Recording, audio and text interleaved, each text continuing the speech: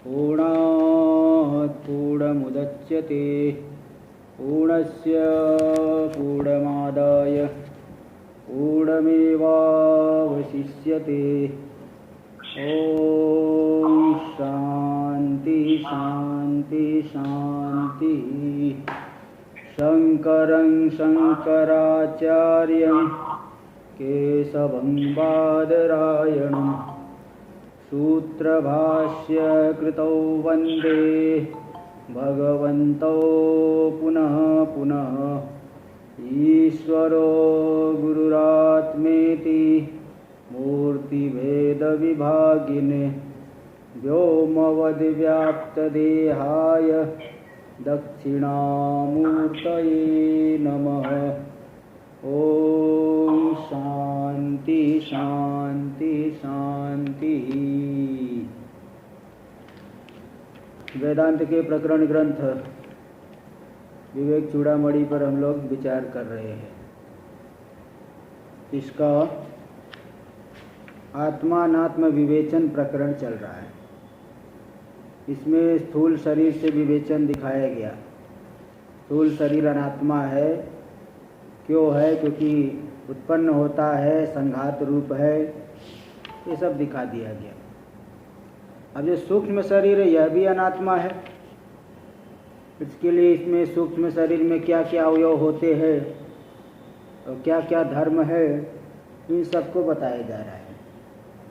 तो कल ये जो है 104 नंबर श्लोक हम लोग आरंभ कर लिए थे। इसमें प्राण के धर्म बताए जा रहे हैं। उच्छ्वास निश्वास विसृंभणच्छुत प्रस्पंदनाद्युत्क्रमणादिका क्रिया प्राणादि कर्माणि वदन्ति तज्ज्ञा प्राणस्य धर्मा वशना पिपाशे। उच्छ्वास निश्वास, उच्छ्वास लेना। उच्छ्वास का मतलब है कि जो हम बाहर निकाल रहे हैं वो उच्छ्वास हो गया। जो वायु बाहर निकाल रहे हैं मुँह से वो उच्छ्वास, नाक से और मुँह से। और निश्वास यानी अंदर ले रहे जो हम। विजृंभण का अर्थ जम्भाई, छुत क्षुधा, और प्रस्पंदन चलन क्रिया आदि, उत्क्रमणादि का क्रिया उत्क्रमण आदि से कूदना, उछलना, बैठना, ये सब प्राणादि कर्माणि, प्राणादि के कर्म है। ऐसा तज्ज्ञा, प्राण के धर्मों के बारे में विशेष रूप से जो जानने वाले विद्वान लोग हैं वे लोग बताते हैं। हाँ जी, माइक थोड़ी दूर है। सही तो है। आवाज कम आ रही क्या? कम सुनाई। अच्छा, अभी सुनाई पड़ेगी। ठीक है, चलिए। तो ये जो है प्रस्पंदन प्राणादि कर्माणि वजन्ते तज्ज्ञा, ये जो है प्राण के विशेष रूप से धर्मों को जानने वाले लोग बताते हैं, ये सब प्राण आदि के कर्म है। और प्राणस्य धर्मो वसना पिपासे, भूख प्यास भी प्राण आदि के धर्म है। किंतु अज्ञान से जीव आत्मा में ही आरोपित कर देता है इन सभी को। वास्तव में प्राण आदि के धर्म है। देखिए टीका में दिखा रहे, प्राणादि इत्यादि पदेन अपानादीनाम नागादीनाम च परिग्रह। देखिए पंच तो मुख्य प्राण है, पंच तो प्राण है, और 5 है उप प्राण। तो मुख्य प्राण तो प्रसिद्ध ही है, प्राण अपान व्यान समान उदान। और उप प्राण क्या है? देवदत्त, कृकर, धनंजय, नाग, कूर्म, है ना। ये 5 उप प्राण है। इनका भी जो है कार्य होता है। जैसे 18 पुराण है और 18 उप पुराण भी है। पुराण तो है ही, महापुराण पुराण भी है और उप पुराण भी है। ऐसे 5 प्राण और 5 उप प्राण, इसलिए इनका इसलिए बता दिए कि प्राणादि इत्यादि पदेन अपानादीनाम नागादीनाम च परिग्रह। अपानादि और नागादि का है, नागादि जो उप प्राण है 5, उनको भी ले लेना। उच्छ्वास प्राण से, जो हमारे शरीर के अंदर से वायु निकलती है, मुंह से हम लोग बाहर निकाल रहे हैं, ये उच्छ्वास हो गया, ये प्राण का धर्म है।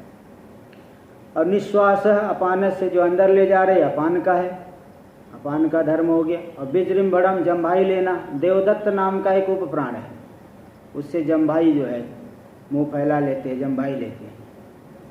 और क्षुत कृकरस्य, क्षुतम कृकरस्य, कृकर नाम का एक उपप्राण है जिससे क्षुधा भूख लगती है। और प्रस्पंदनम यानी प्रकर्षेण चलनम, प्रकृष्ट रूप से चलन करना, क्रिया, चलन क्रिया। ये जो है व्यानस्य धनंजय स्वा, व्यान का ले लीजिए अथवा धनंजय नाम की जो उपप्राण है उसका। धनंजय पूरे शरीर में व्याप्त होता है। देखिए, जो हमारा शरीर जब छूट जाता है, जब शरीर छूटने के बाद फूल जाता है शरीर, किसी भी आदमी का शरीर फूल जाएगा। कौन फुलाता है, कैसे फूल जाता है? एक धनंजय नाम की वायु जो है वो शरीर छूटने के बाद भी अंदर रहती है और वह शरीर को जो है मोटा फुला देगी। धनंजय नाम की वायु वो शरीर छूटने के बाद भी रहती है। तो धनंजय वायु ये है ना, उसका जो है चलन क्रिया भी बता दी और शरीर को फुला देती है। आदि पदेन उन्मीलन परिग्रह, उन्मीलन जो हम लोग करते हैं यानी आँख खोलते आँख बंद करते हैं।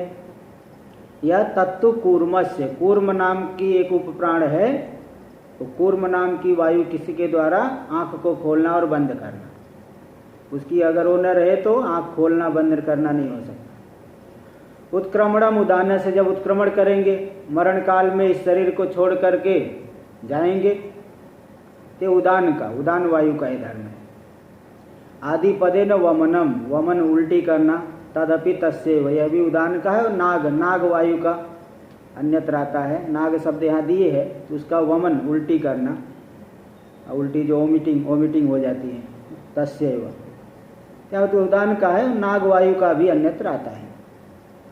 एतानी कर्माणि प्राणादीनाम तज्ज्ञाः वदंती, ये सब कर्म प्राणादि के है, ऐसा प्राणादि के धर्मों को जानने वाले जानते हैं। तज्ज्ञा का क्या अर्थ है? इदम इदम कर्म असेति विशेषज्ञ, यह इसका कर्म है, यह इसका कर्म है, इस तरह से विशेष रूप से जानने वाले हो गए तज्ज्ञा।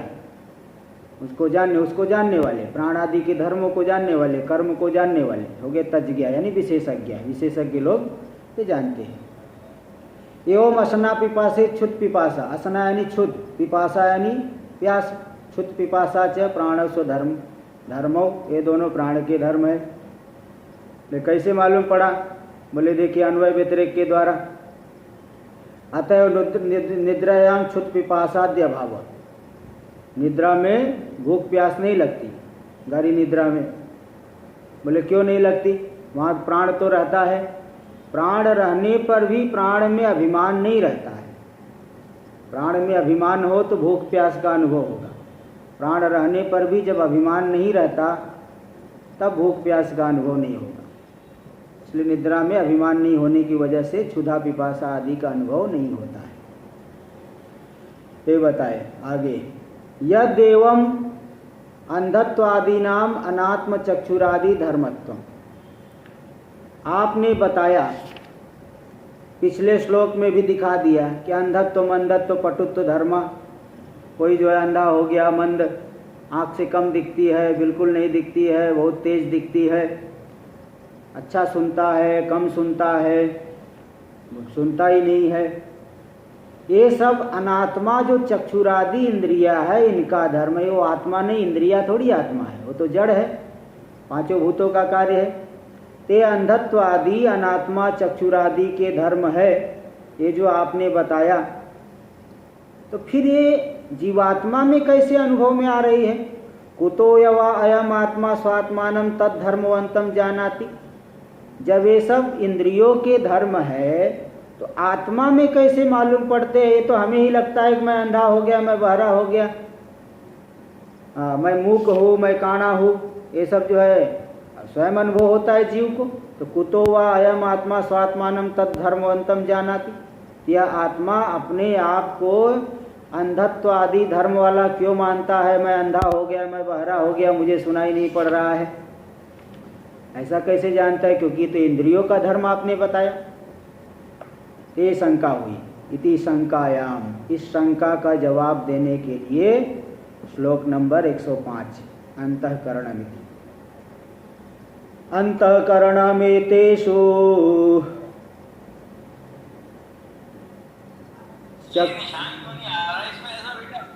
हाँ जी,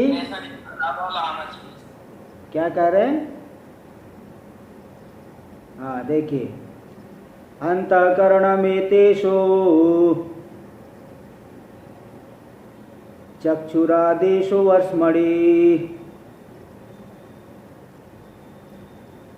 अमित्यभिमानेन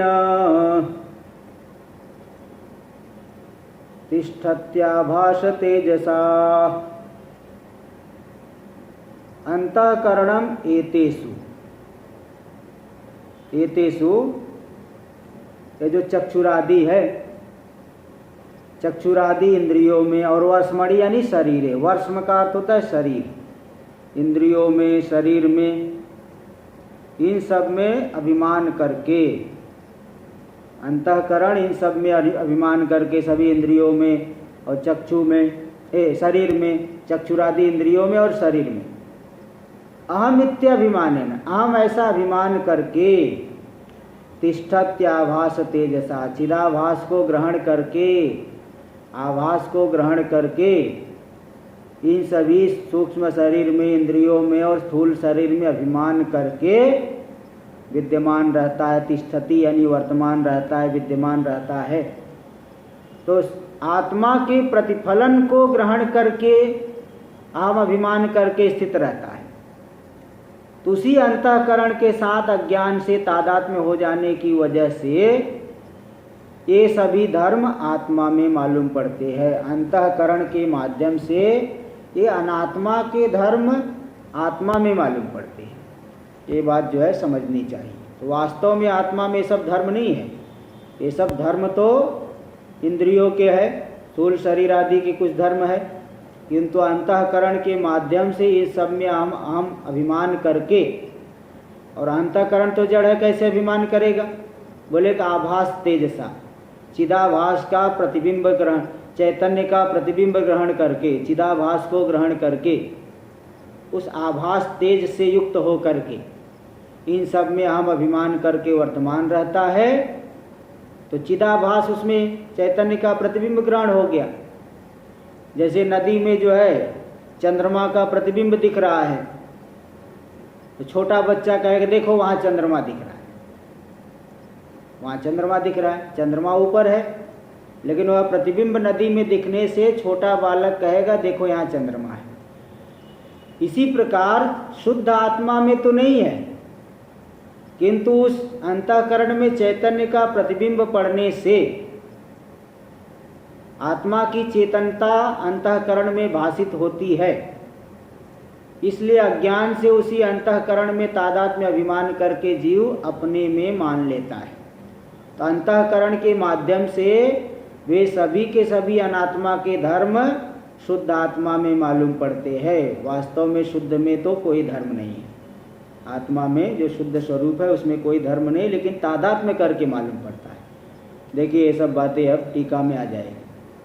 अंतःकरणम यानी मनः, एतेषु चक्षुरादिषु ज्ञानेन्द्रियेषु, कुछ तो ज्ञानेन्द्रिया 5 है, और वाग आदि कर्मेंद्रियेषु, वाणी आदि 5 कर्मेंद्रिया है, और प्राणादिषु, प्राणादि जो है 5 है।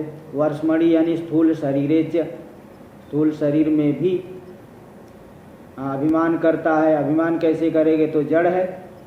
बोले नहीं, आभास तेजसा, चित प्रतिफलन प्रयोज्य तेजसा जीवेन, चैतन्य का प्रतिफलन जो प्रतिबिंब है उससे प्रयुक्त हो गया, उससे आ गया इसके अंदर तेज, चेतनता मालूम पड़ गई जीव के द्वारा। चिदाभास यानी जीव, तो जीव के माध्यम से अंतःकरण में फिर अभिमान हो गया। मतलब आत्मा की चेतनता अंतःकरण में मालूम पड़ रही है। चिदाभास विशिष्ट अंतःकरण में अंतःकरण अभिमान करके वर्तमान रहता है, और उसी अंतःकरण का आत्मा के साथ तादात्म्य अध्यास होता है। तहम इत्याभिमानेन, यानी अज्ञान प्रयोज्येन तादात्म्याभिमानेन, अज्ञान से प्रयुक्त जो तादात्म्याभिमान, अज्ञान के कारण जो है इन सब में तादात्म्य अभिमान करके यही मैं हूँ, स्थूल शरीर को भी मैं हूँ, मैं ब्राह्मण हूँ, गोरा हूँ, काला, लंबा, चौड़ा, और इंद्री जैसा है, अंधा बहरा, ठीक है तो मेरी इंद्री बहुत पटु है, मैं बहुत पटु देखता हूँ, कुशल हूँ, अच्छा सुनने वाला हूँ, अच्छा वक्ता हूँ, बोलने वाला। इस तरह से अंतःकरण के माध्यम से अभिमान करके जीव में ही मालूम पड़ता है सब धर्म। वास्तव में अंतःकरण में आया, अभिमान करके स्थित हुआ, और अंतःकरण के साथ तादात्म्य होने से जीव में मालूम पड़ता है। यतः विवेक शून्यम, क्योंकि विवेक से शून्य है। ज्ञान दशा में तो विवेक नहीं है। कोई भी व्यक्ति बिना जब तक वेदांत आदि नहीं पढ़ेगा उसको नहीं मालूम पड़ता है। कोई पूर्व जन्म का कृतोपास्ती है, पूर्व जन्म में साधना किया है तो बात अलग है, नहीं तो बिना वेदांत आदि पढ़े विवेक से शून्य रहता है। आत्मा अनात्म विवेक शून्यम अंतःकरणम, आत्मा और अनात्मा के विवेक से शून्य अंतःकरण, ये तो जड़ है। तो स्व प्रतिबिंबम गृहीत्वा, यानी स्व यानी लेना आत्मा, आत्मा के प्रतिबिंब को ग्रहण करके चेतनी भूय, वास्तव में तो जड़ है लेकिन चेतन जैसा मालूम पड़ता है। चेतनी भूय, चेतन हो करके, यानी चेतन जैसा हो करके।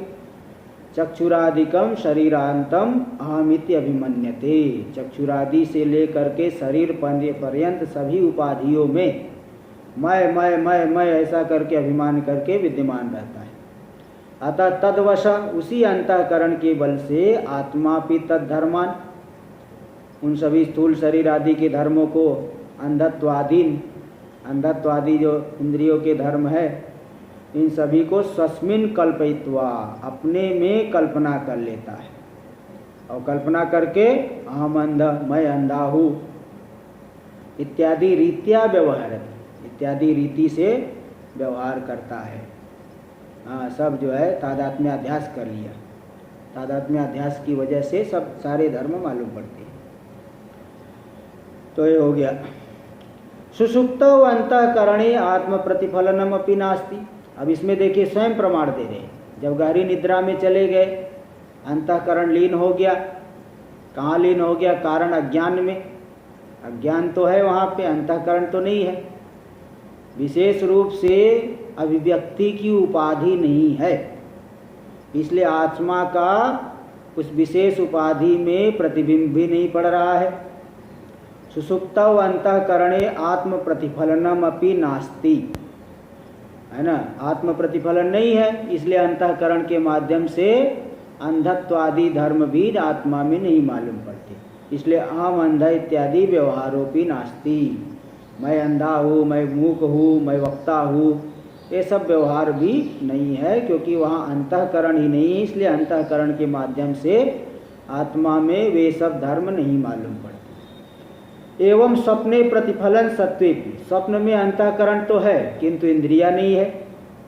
इसलिए चक्षुरादौ आभास तेजसा अंतःकरण न तिष्ठति, चक्षुरादि में चिदाभास रूपी तेज के द्वारा अंतःकरण अभिमान नहीं कर रहा, क्योंकि इंद्री नहीं है, चक्षुरादि नहीं है। आप कहोगे नहीं, वहाँ भी तो शरीर दिखता है, इंद्रिया दिखती है। अरे भाई, वो जो शरीर दिख रहा है स्वप्न में, वो प्रातिभाषिक शरीर है, व्यावहारिक शरीर नहीं। वो अलग ही शरीर मिल गया है, नया शरीर कोई मिल गया, अलग अलग प्रकार का शरीर मिल जाता है। इसलिए वो प्रातिभाषिक शरीर है, व्यावहारिक शरीर इंद्री नहीं है। इसलिए कह रहे चक्षुरादि नहीं होने की वजह से चक्षुरादो आभास तेजसा अंतःकरणम न तिष्ठति, चक्षुरादि में चिदाभास तेज से युक्त होकर के अंतःकरण स्थित नहीं हो रहता। इसलिए स्वप्ने बाह्य करण गणस्य लयात, क्योंकि स्वप्नावस्था में बाह्य इंद्रिय समुदाय का लय हो गया है। इत्यपि वेदितव्यम, ये भी जान लेना चाहिए। तेनैव स्वप्नेपि अंधत्वादि व्यवहार जागृति व नास्ति। अब इंद्रिय ही नहीं है, चक्षुरादि नहीं है, तो स्वप्न में मैं अंधा हूँ। अब जागृत अवस्था में तो अंधा था, लेकिन जरूरी नहीं, अंधे को भी स्वप्न में रूप दिखता है, अंधे को भी स्वप्न होता है। और जो मूक व्यक्ति वो भी दिखता है, बोलता हुआ मालूम पड़ता है। इसलिए स्वप्न में अंधत्वादि व्यवहार जैसे जागृति व, जागृत अवस्था में जैसा होता है, जरूरी नहीं को अंधा ही स्वप्न में भी दिखाई पड़े। इसलिए अंधत्वादि व्यवहार जागृति हो नास्ति इति भाव। इस तरह से एवं बाह्य सर्व संसार, इस तरह से बाह्य जितना भी संसार है, जितना भी संसार आत्मा में मालूम पड़ रहा है, अंतःकरण मूलकः आत्मनः, अंतःकरण मूलक है, अंतःकरण की वजह से आत्मा में भाषित होता है। इति उक्त्वा, इस बात को बता करके, कर्तृत्व सुख दुखादिकम आंतरम, और कर्तृत्व अब जो है बाह्य संसार तो बता दी, अब जो कर्तृत्व भोक्तृत्व सुख दुख ये जो आंतर धर्म है वह भी अंतःकरण का ही है, वास्तव में आत्मा में नहीं है, इसको बताएंगे। तो कर्तृत्व सुख दुखादिकम आंतरम तस्यैव, उसी अंतःकरण का ही है। इत्याह, इस बात को दिखा रहे अहंकार। श्लोक नंबर 106। अहंकार सविज्ञेयः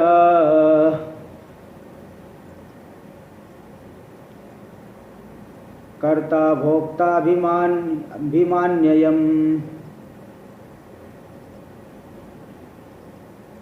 सत्वादि गुणयोगेना वस्था त्रितयमश्नुते।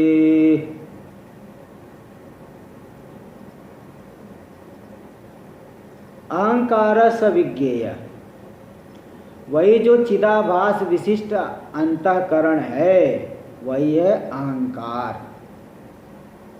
अंतःकरण चिदाभास विशिष्ट अंतःकरण को ही अहंकार, अहंकार शब्द से कहीं जीव को कह देंगे, कहीं कर्तृस्वरूपा वृत्ति को कहेंगे, है ना। तो यहाँ पे अहंकार ले लिए, चिदाभास विशिष्ट जो अंतःकरण है वही अहंकार है, वही जीव हो गया। सविज्ञेय, वही उसे ही जानना चाहिए। चिदाभास विशिष्ट अहंकार ही, हाँ, चिदाभास विशिष्ट अंतःकरण ही अहंकार है। चिदाभास विशिष्ट अंतःकरण उसे ही अहंकार शब्द से जानना चाहिए। कर्ता भोक्ता अभिमान्ययम्, मैं करता हूँ, मैं भोक्ता हूँ, इस तरह से अभिमान करने वाला यह चिदाभास विशिष्ट अंतःकरण ही है, अहंकार ही है, शुद्ध आत्मा नहीं है। यही अहंकार रूपी जो जीव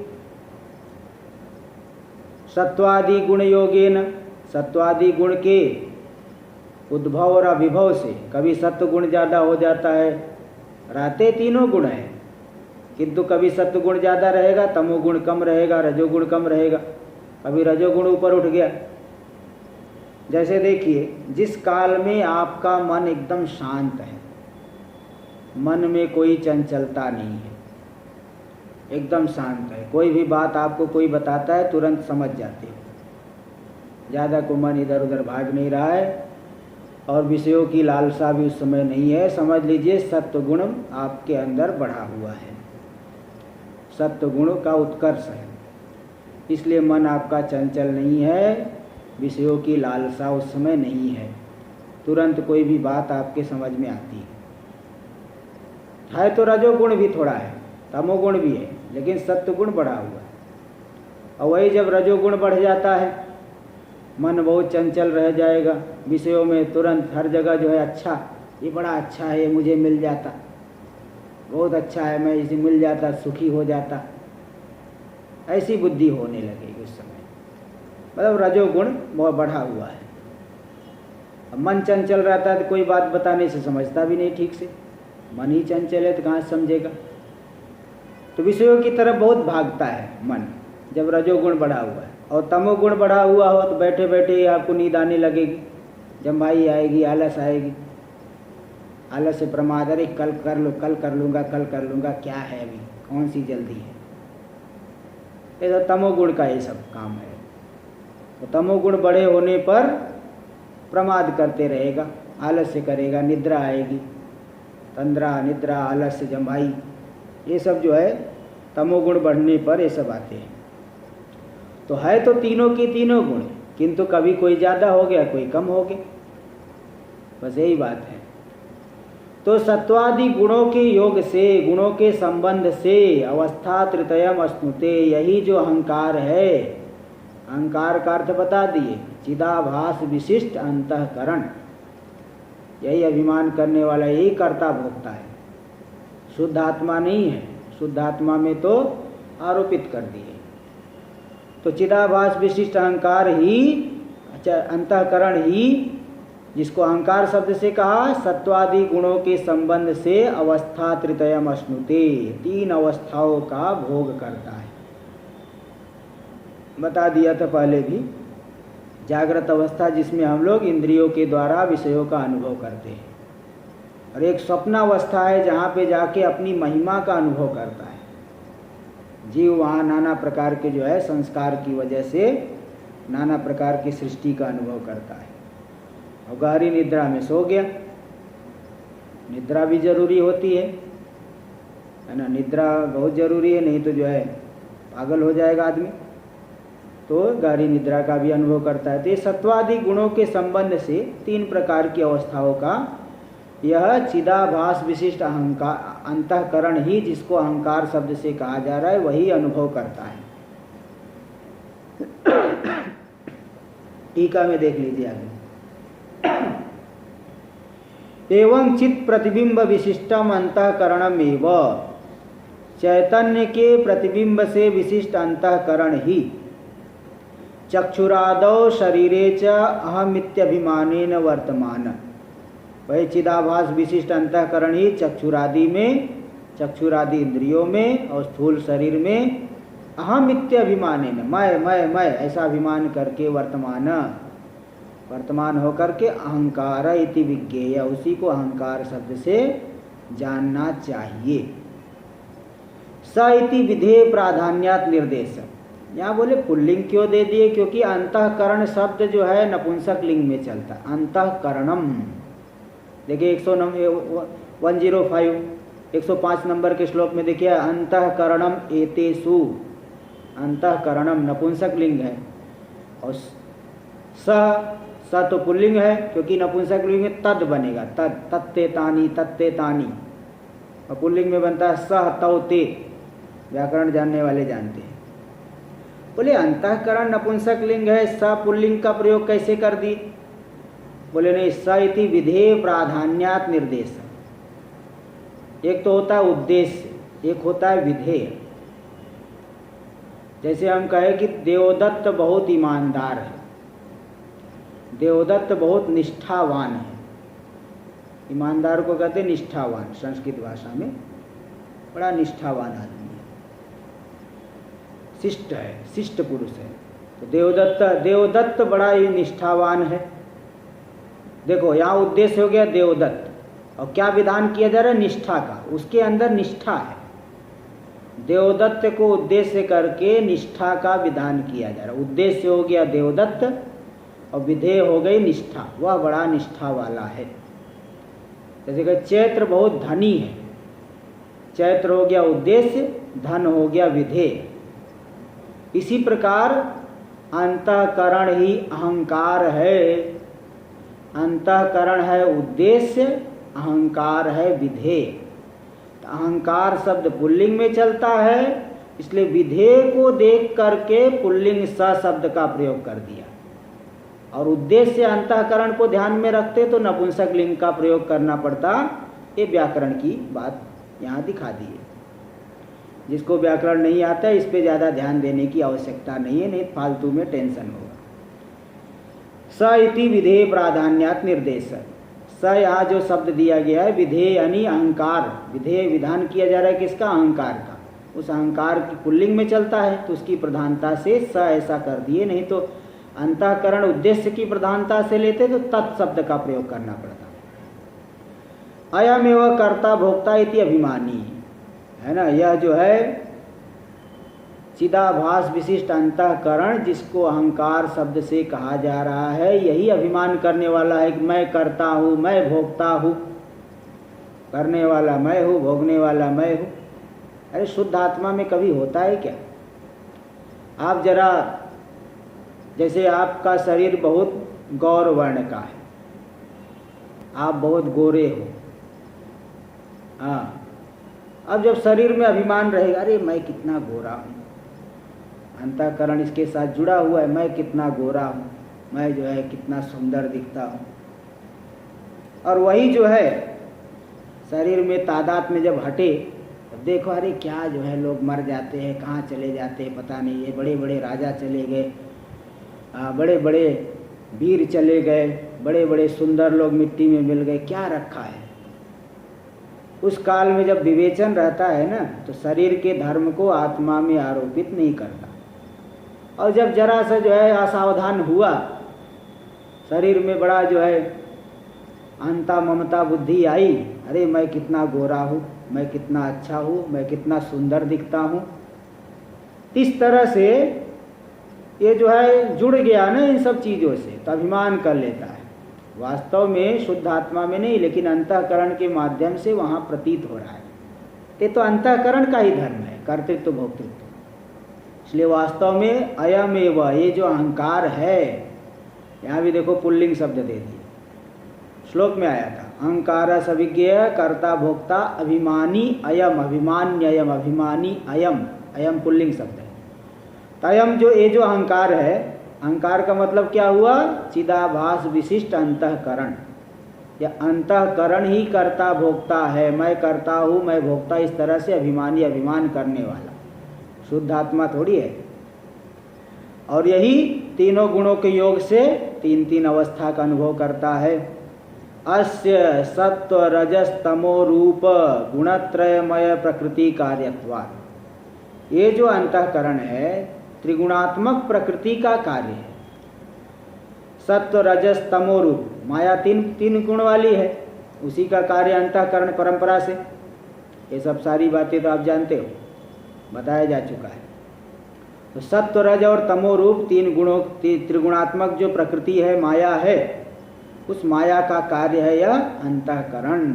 इसलिए इसमें तीनों गुण सदा विद्यमान है। और ये बात इसमें तो प्रमाण आपको मैं दे दिया, स्वयं आप अनुभव करते हो। कभी जो है आपका मन बहुत शांत रहता है, कभी बहुत चंचल रहता है, कभी आप निद्रा तंद्रा का अनुभव करते हो। ऐसे तीनों अवस्थाओं का भी अनुभव होता है, जागृत स्वप्न सुषुप्ति। तो सत्वादि गुण योगे न, सत्व रज और तमो गुण तीनों गुणों के योग से अवस्था त्रितयम, तीनों अवस्थाओं का अनुभव करता है। जागृत स्वप्न सुषुप्ति रूपा अवस्था त्रयम, जागृत स्वप्न और सुषुप्ति रूपी तीन अवस्थाओं का अयम अश्नुते, यह प्राप्त करता है, भोग करता है।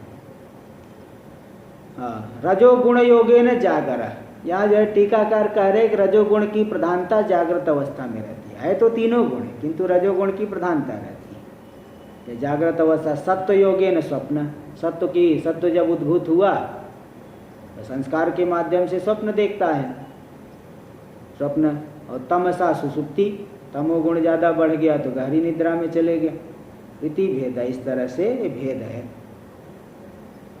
सर्वदा गुणत्रय सत्वेपि, तो बोले नहीं तीनों गुण तो हमेशा रहते। बोले भाई कौन मना कर रहा है, कौन मना कर रहा है तीनों गुण नहीं रहते? तीनों गुण सदा है, फिर भी कभी कोई कम ज़्यादा है ना। तीनों गुण सभी है, कभी कहीं कम ज़्यादा थोड़ा रहता है, उसमें तारतम्य रहता है। सर्वदा गुणत्रय सत्वेपि तदा तदा तस्य औत्कट्यम ज्ञेयम, तदा तदा अलग अलग काल में अलग अलग गुणों की उत्कटता, उत्कट हो गया, बढ़ गया कोई गुण। सत्व बढ़ गया, रजोगुण तमोगुण दब गए। कभी रजोगुण बढ़ गया तो सत्व गुण और तमोगुण दब गया, कभी तमोगुण बढ़ गया तो सत्व गुण और रजोगुण नीचे आ गए। ये तो होते रहता है, कभी ये नहीं ऊपर कभी दूसरा ऊपर, इस तरह से तो ये आगे पीछे होते रहते हैं सब। इसलिए ये सब कोई जो है आश्चर्य की बात नहीं है। एवं कर्तृत्व भोक्तृत्व आंतरे, ये जो आंतर के कर्तृत्व भोक्तृत्व धर्म है, तद्धर्मो, ये अंतःकरण के ही धर्म है, आत्मा का धर्म नहीं है। इति उक्त्वा, ऐसा कह के, ऐसा कथन करने के अनंतर सुख दुखयोरपि तद्धर्मत्वम, सुख दुख भी उसी अंतःकरण के ही धर्म है भाई।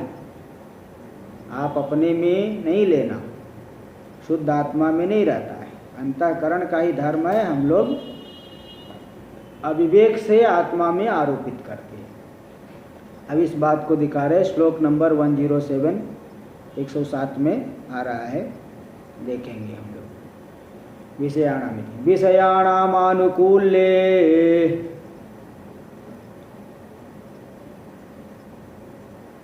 सुखी दुखी विपर्यये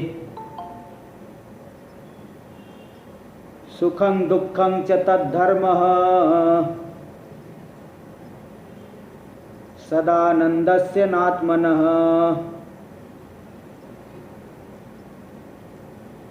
विषयाणाम अनुकूल्ये, विषयों की अनुकूलता होने पर, मतलब आपको कोई अनुकूल विषय मिल गया, कोई ऐसा विषय मिल गया जिससे जो आपको अनुकूल लगेगा, उससे आप सुखी हो जाते हो। ऐसा क्यों मिलता है? अनुकूल विषय क्यों मिलता है, प्रतिकूल विषय क्यों मिलता है? ये सब प्रारब्ध से मिलता है। इच्छा करने से ही नहीं, इच्छा तो रहती है व्यक्ति के अंदर, लेकिन इच्छा करने से भी जरूरी नहीं कि आपको अभिष्ट वस्तु मिल ही जाए। कई बार नहीं इच्छा करने पर भी मिल जाती है और इच्छा करने पर नहीं भी मिलती है। जैसे आप अपने किसी मित्र को निमंत्रण देने के लिए गए, किसी मित्र के यहाँ आप गए निमंत्रण देने के लिए, तो आप तो निमंत्रण देने के लिए गए हो किसी कार्य के लिए, भाई उस दिन आ जाना, हमारे यहाँ जो है मेरे बड़े लड़के की बर्थडे है, तो कुछ ऐसा निमंत्रण देने के लिए गए। अब मित्र के घर में वो गाजर का हलवा बना हुआ है, और पहुँचते हो बोला, अरे भाई बड़ा अच्छा हुआ तुम आ गए, आ जाओ गाजर का हलवा खा लो। अब देखिए, वो व्यक्ति जरा सा भी मन में सोच के नहीं गया था कि मैं वहाँ जाके गाजर का हलवा खाऊंगा अथवा पराठे खाऊंगा, लेकिन वहाँ पहुँचते ही प्रारब्ध उसका है तो उसको मिल गया, अनुकूल विषय मिला। और वही व्यक्ति स्वयं अपने घर में जो है ठंडी का समय है, अब घरवाली ने पकौड़ा बना रही है कि ठंडी में खाएंगे, अच्छा है। और जैसे खाने चला वैसे कहीं से फ़ोन आ गया, अरे यहाँ पे जो है दुर्घटना हो गई, जल्दी आओ। अब देखो बेचारा बिना खाए भाग गया। इस तरह से कुल मिला के प्रारब्ध से ही ये सब चीज़ें मिलती हैं। अनुकूल विषय की प्राप्ति, प्रतिकूल विषय की प्राप्ति प्रारब्ध से होता है। तो विषयाणाम आनुकूल्ये सुखी, विषयों की अनुकूलता होने पर मैं सुखी हूँ, ऐसा अनुभव करता है ना। और दुखी विपर्यय, और कोई प्रतिकूल विषय मिल गया तो मैं दुखी हूँ, ऐसा अनुभव करता है। सुखम दुखम च तद्धर्म, ये जो सुख और दुख है ये सब अंतःकरण के ही धर्म है, आत्मा के नहीं। सदानंदस्य नात्मन, न सदानंदस्य आत्मन।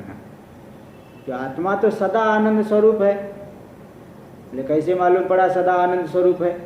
अरे भाई श्रुति है ना, विज्ञानम आनंदम ब्रह्म, सत्यम ज्ञानम अनंतम ब्रह्म।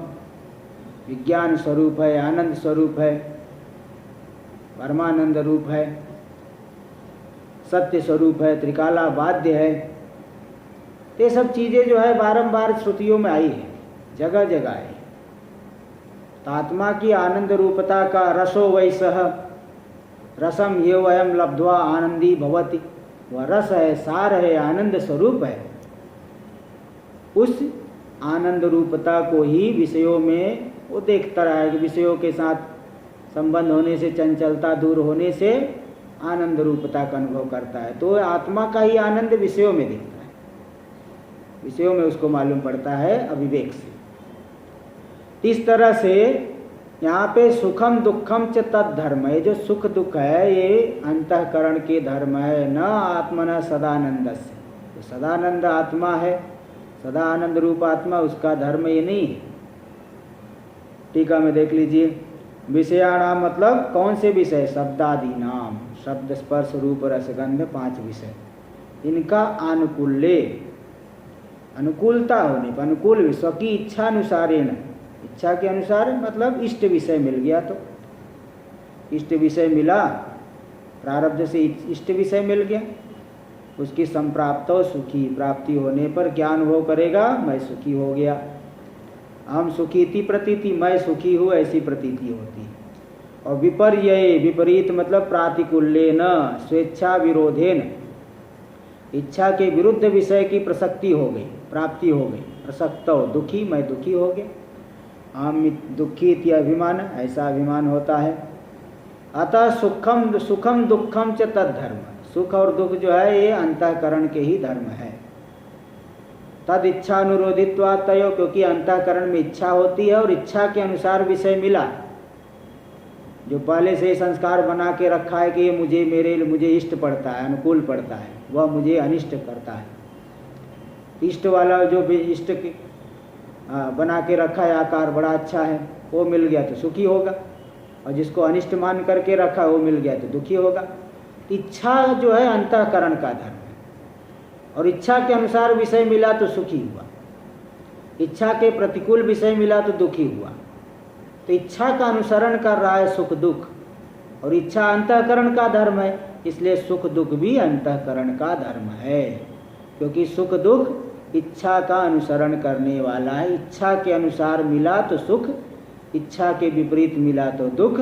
इच्छा का अनुसरण करने की वजह से सुख दुख भी अंतःकरण का ही धर्म है, क्योंकि इच्छा अंतःकरण का धर्म है। देखिए यही बता दें, अतः सुखम दुखम च तद्धर्म, सुख दुख भी अंतःकरण का ही धर्म है। क्यों? तद इच्छानुरोधित्वात् तयो, क्योंकि अंतःकरण की जो इच्छा है उसका अनुसरण करने वाला है सुख दुख। इच्छा के अनुसार विषय मिला तो सुख, उसके विपरीत मिला तो दुख, इसलिए वे दोनों भी तयो, वे दोनों भी उसका इच्छा का अनुसरण करने से अंतःकरण के ही धर्म है। सदा सर्वदा आनंद से, यानी आनंद रूपस्य, आनंद रूप आत्मा का नहीं है। बोले आत्मा को आनंद रूप कैसे कह दिए? बोले देखो, आनंदो ब्रह्म, आनंदो ब्रह्मेति व्यजानात, ऐसा बृहदारण्यक में आया। ब्रह्म आनंद रूप है ऐसा जाना। विज्ञानम आनंदम ब्रह्म, वह विज्ञान स्वरूप है, आनंद रूप है, व्यापक है। रसो वैसह, रस है, सार है, आनंद स्वरूप है। रस का अर्थ है सार, और सार का अर्थ है आनंद स्वरूप, क्योंकि आनंद ही सार होता है, बाकी सब बेकार ही होता है। भाई कोई चीज बनाया, कोई मन जो आपका दूसरी जगह चला गया, कुछ विक्षेप हो गया और वस्तु से आनंद मिला नहीं। अगर वस्तु से ही आनंद मिलती तो वस्तु तो बनी थी ठीक ठाक, लेकिन मन आपका कहीं जो है कोई घटना को लेके विक्षिप्त हो गया। तो भाई कुल मिला के सार तो आनंद है, वस्तु सार नहीं है, आनंद ही सार है। इसलिए कदे रसो वैसह यदेश आकाश आनंदो न स्यात्। एक मंत्र आया है, को एवान्यात् कह प्राण्यात्, ये तैत्तरीय उपनिषद में आया है।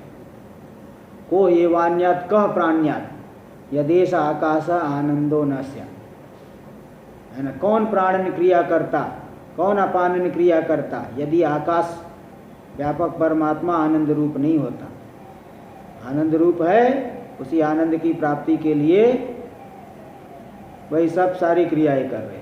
को ये वाण्यात कह प्राण्यात, ये सब आया। इत्यादि श्रुतिभ्य, इत्यादि श्रुतियों से यही मालूम पड़ता है कि आत्मा आनंद रूप है। इसलिए जो क्षणिक सुख दुख हो रहे हैं या सदा आनंद रूप रहने वाले का धर्म नहीं हो सकता। इत्यादि श्रुतिभ्य आत्मनः न धर्म, ये क्षणिक सुख दुख आत्मा के धर्म नहीं थी। अनुसज्जते, ऐसा जोड़ लेना चाहिए। युज्यते चैतन, ये बात तो युक्त ही है। विचारे माड़े कालांतरे, देखो ये बात बिल्कुल ठीक है कि विषयों में सुख नहीं है। कैसे मालूम पड़ा?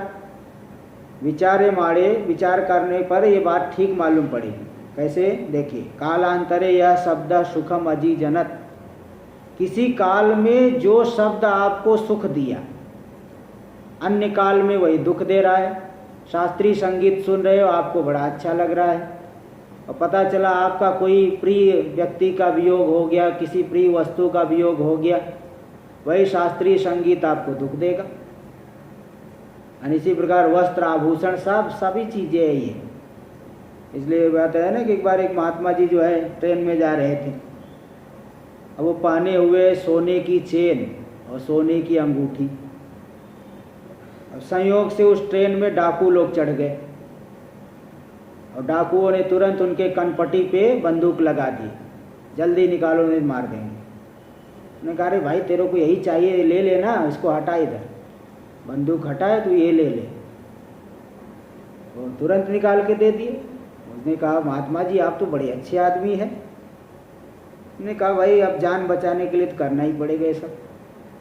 तो जो चीज़ पहले दुख सुख दे रही थी, प्रतिकूल काल में वही दुख देने लगी। तो विषय में थोड़ी सुख है, विषय में सुख नहीं है। यही देखिए, तो इसलिए हाँ, तो मतलब अनुकूलता प्रतिकूलता के अनुसार सुख मिलता है, अंतःकरण का धर्म है। इच्छाइक सुख दुख अंतःकरण का धर्म है। और आत्मा तो परमानंद रूप है। सदा जो आप उपाधि के साथ मत जुड़ो, आप सदा ही आनंद रूप हो। उपाधि के साथ जुड़ गए, कुछ न कुछ समस्या को लेके सुखी दुखी होते रहते। उपाधि के साथ मन को जैसे जैसे हटाते जाओगे वैसे ही आनंद रूपता प्रकट होती जाती है। इसलिए दिखा दे कि यह शब्द सुखम कालांतरे, यह शब्द सुखम अजीजनक। कालांतर में जिस शब्द ने सुख को पैदा किया, उत्पन्न किया, सयो कालांतरे दुखम जनयति, वही शब्द जो है भिन्न काल में दुख की उत्पत्ति कर देता है। इति प्रसिद्धम लोके, ये प्रसिद्ध है लोक में, है ना। तत्र मनोभेदम बिना नान्य से हेतुत्वम, तो विषय तो वही का वही है।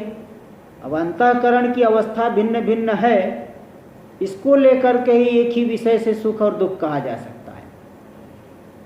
तो मनोदशा, मनोभेद हमारी इच्छा के अनुकूल हो गया, प्रतिकूल अनुकूल समय तो सुख भी मिलेगा, प्रतिकूल समय तो दुख मिलेगा। तत्र मनोभेदम भेदम बिना नान्य से हेतुत्वम, एक ही विषय से कभी सुख मिल रहा है कभी दुख मिल रहा है, तो विषय में परिवर्तन नहीं है, लेकिन हमारा मन ही भिन्न भिन्न हो रहा है, इसलिए मन का ही धर्म मानो। तो नान्य से हेतुत्वम, अन्य कोई हेतु कारण नहीं। सुवचम, ये बात अच्छी तरह से कही जा सकती, आराम से कही जा सकती। क्योंकि विषय से एक रूपत्वाद, विषय तो वही का वही है, काल भी तो काल ही है। काल क्या है? रोज सूर्योदय हो रहा है, रोज सूर्यास्त हो रहा है, काल में क्या अंतर है, विषय में क्या अंतर है? लेकिन व्यक्ति की मनोदशा ही भिन्न भिन्न है। इच्छा के अनुकूल है, मतलब कोई विक्षेप नहीं है चित्त में, तो आपको सुख मिल रहा है। चित्त में कोई विक्षेप है तो दुख मिल रहा है। ये बात जो है देखी गई। महाराज जी, हाँ जी बोलिए। जो शास्त्र में बोलते हैं संसार है ही नहीं, हाँ, तो मतलब वो मनस्पंदति ऐसा बोलना चाहते हैं शास्त्र। हाँ, तो वही बात है कि वो मन के द्वारा ही सभी धर्मों का अनुभव होता है, मन के द्वारा ही होता है। इसलिए वास्तव में हाँ, संसार भी नहीं है। हाँ जी, मन नहीं है तो संसार भी नहीं है। बस मन नहीं तो मन एवं मनुष्याणाम कारणम बंध मोक्ष। तो विषय में आसक्त हो गया तो बंधन हो गया, विषय में आसक्त नहीं तो मुक्ति है। हाँ, ये बात जो है यहाँ पे, ते मन का भेद ही सुख दुख के भेद में हेतु यहाँ दिखा दिए। तेनैव शब्देन पुरुषांतर सुखोत्पत्ति, अब जिस शब्द से इस व्यक्ति को दुख मिल रहा है उसी शब्द से अन्य व्यक्ति को सुख मिल रहा है। बताओ, आपको दुख हो रहा है किसी घटना को लेकर के और आपका शत्रु जो है पटाखे फोड़ रहा है, अथवा आपका शत्रु दुखी है तो आप जो है सुखी है। ऐसा होता है ना। ये भारत जीत गया तो भारत में पटाखे छूटने लग गए, पाकिस्तान जीत गया तो पाकिस्तान में पटाखे छूटने लग गए। एक ही चीज़ तो एक ही है, हार जीत तो एक क्या ही हुआ, लेकिन अलग अलग जगह पे अलग अलग तरह से लिया गया। तो तेनैव शब्देन पुरुषांतर सुखोत्पत्तिर दर्शनात्, क्योंकि उसी शब्द के द्वारा अन्य पुरुष को सुख की उत्पत्ति देखी गई है। तस्मिन्नेव काले, उसी काल में, इसलिए अहेतुत्व योगात्, इसलिए अहेतु नहीं। तो अहेतु तो नहीं है, लेकिन हमारी मन का की दशा अलग होने की वजह से कि हमको सुख मिल रहा है तो दूसरे को दुख मिल रहा है, इसलिए कि मन की दशा में ही अंतर मानना पड़ेगा। मनस्तु पूर्वम इमं शब्दम अनुकूलम व्यजानात्, मन ने इसी शब्द को पहले अनुकूल रूप से जाना था। इदानीं तु प्रतिकूलम मन्यते, किंतु अब जो है प्रतिकूल मान रहा है। इस तरह से मन की दशा को लेकर के सुख दुख का अनुभव हो गया। मन के धर्म इच्छा का अनुसरण कर रहा है सुख दुख, इसलिए जैसे इच्छा मन का धर्म है, सुख दुख भी मन का ही धर्म है। इति तस्यैव सुखम दुखम च धर्म, सुख और दुख भी मन के ही धर्म इति। इस तरह से कर्तृत्व भोक्तृत्व अंतःकरण के धर्म है, सुख दुख भी अंतःकरण के धर्म है, ये बता दिए। अब आत्मा अत्यंत प्रिय है, इसको दिखाएंगे। आत्मा परम प्रेमास्पद, परम प्रेम का आस्पद है, अत्यंत प्रिय है, इस बात को आप दिखाएंगे अगला श्लोक में। पहले टीका देखिए। इदानीं श्रुति प्रसिद्धम सदानंदत्वम आत्मना, श्रुतियों में जो प्रसिद्ध है कि आत्मा सदा आनंद रूप है, उसको युक्ति के द्वारा दिखा रहे। युक्ति से जरा बात सिद्ध हो जाए तो अच्छा लगता है। युक्ति से जरूरत क्यों पड़ती है? तो दिमाग में बैठाने के लिए, नहीं तो व्यक्ति को जल्दी विश्वास ही नहीं होगा। युक्ति से जो है, अब जब हम समझ लेते हैं तो जो है वही चीज़ दिमाग में बैठ जाती है। इसलिए यहाँ पे देखिए बता रहे हैं कि आत्मा परम प्रेमास्पद है, इसको दिखा रहे श्लोक नंबर 108। आत्मार्थत्वेन हि प्रेयान् विषयो न स्वतः प्रियः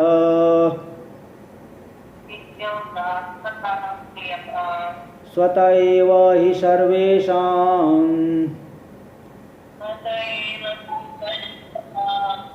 आत्मा प्रियतमो यतः।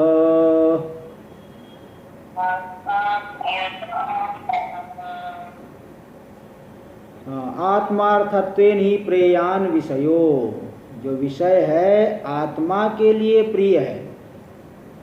आत्मा विषयों के लिए प्रिय नहीं, न स्वतः प्रिय। विषय स्वतः थोड़ी प्रिय है। ये तो मैत्रेयी ब्राह्मण में न वारे पत्यो कामाय पति प्रियो भवति आत्मनस्तु कामाय पति प्रियो भवति, उसी बात को यहाँ दिखा रहे। कोई भी चीज़ ले लीजिए, कोई भी संसार के विषय, तो विषय स्वतः प्रिय नहीं है। हमको अनुकूल मालूम पड़ रहा है तो प्रिय है, वही विषय प्रतिकूल मालूम पड़ गया तो दुखकर हो गया, प्रिय नहीं होता है, द्वेष का जनक हो जाता है। तो वहाँ तो 20-22 पर्याय दिखाए कि ब्राह्मण क्षत्रिय है ना, सभी। वही एक पंडित जी है, हमको अनुकूल बातें जो है बता रहे हैं, अच्छा लग रहा है, बड़े प्रिय है। कुछ प्रतिकूल बातें बता दिए, कुछ जो है ज़्यादा दक्षिणा मांगने लग गए, बड़े नाराज हो जाते लोग। तो इसी प्रकार क्षत्रिय सैनिक है, रक्षा कर रहे देश के, बड़े प्रिय है। आपसे झगड़ा हो जाए, आपका नुकसान हो जाए तो वही आपको जो है अप्रिय हो जाएंगे। संसार के ऐसे सभी विषय में ये बात तो देखी जाती है। तो आत्मार्थत्वेन ही प्रेयान, हमारे लिए हमारे जो है दुख की निवृत्ति का साधन अनुकूल है तो वह विषय प्रिय है, स्वतः प्रिय नहीं है। क्यों? स्वतः, फिर स्वतः कौन प्रिय है? स्वतः एव हि सर्वेषाम आत्मा प्रिय तमो मतः।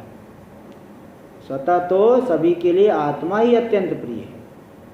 आत्मा में प्रीति कभी घटती नहीं, चाहे किसी भी अवस्था में, सोते जागते उठते बैठते, है ना, सभी अवस्थाओं में आप अपने आप से प्रेम करते हैं। दूसरे से प्रेम तो औपाधिक है, किंतु आप अपने आप से कब प्रेम नहीं करते ऐसा बता, ऐसा अगर पूछा जाए तो आप नहीं बता पाओगे। अपने आप से व्यक्ति हर एक दशा में ही प्रेम करता है, प्रीति रखता है। इसलिए स्वाभाविक रूप से यह आत्मा प्रियतम हो गया, अत्यंत प्रियतम, अत्यंत प्रेमास्पद। इसलिए आत्मा की प्रीति निरतिशय हो गई, और विषयों में जो प्रीति है औपाधिक है, ये बात समझ लेना चाहिए। इसलिए ये जो है सदानंद रूप है आत्मा, ये बताए। अब इसकी टीका में बात आएगी आगे। अभी 3 दिन का अनध्याय रहेगा, 3 दिन अनध्याय के बाद फिर पाठ चलेगा। ओम पूर्णमदः पूर्णमिदं पूर्णात् पूर्णमुदच्यते पूर्णस्य पूर्णमादाय पूर्णमेवावशिष्यते। ओम शांति शांति शांति। शंकरं शंकराचार्यं केशवं बादरायणं सूत्रभाष्य कृतौ वंदे भगवन्तौ पुनः। ईश्वरो गुरुरात्मेति मूर्तिभेदविभागिने व्योमवद्व्याप्तदेहाय दक्षिणामूर्तये नमः। ओम शांति शांति शांति।